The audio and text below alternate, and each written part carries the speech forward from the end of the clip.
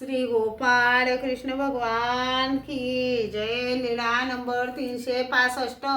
उपाध्ये व परस नायकाला रिद्धपुरास जाण्याची अनुमती।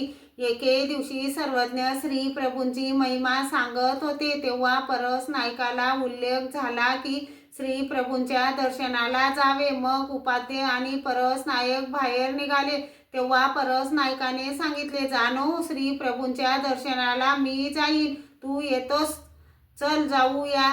तुला अजून श्री प्रभूंचे दर्शन घडलेले नाही। त्यांनी म्हटले, सर्वज्ञांना विनंती करा, जर सर्वज्ञ पाठवतील तर मी येईन। मग दोघे सर्वज्ञांजवळ आले। परस नायकाने सर्वज्ञांना सांगितले, जीजी, मी जानोला असे म्हटले, मी श्री प्रभूंच्या दर्शनाला जाईन, तू येशील का?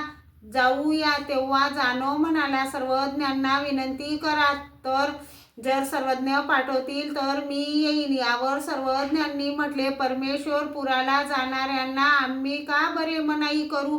परमेश्वरपुराला जो जातो म्हणेल त्यास असे म्हणता क्षणीच थोर लाभ, तो परमेश्वरपुराकडे मुख करून जाण्यासाठी उभा टाकेल, त्याला थोर लाभ। परमेश्वरपुरात जाताना पावलोपावली गोमटे।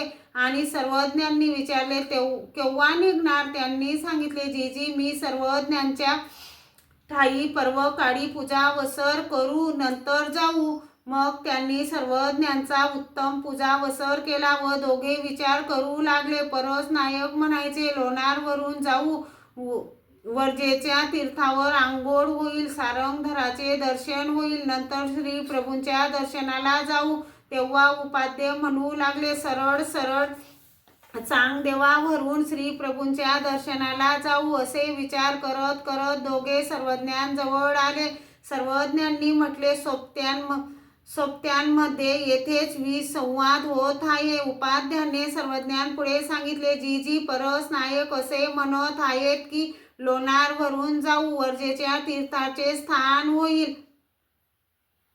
श्री गोपाळ कृष्ण भगवान की जय।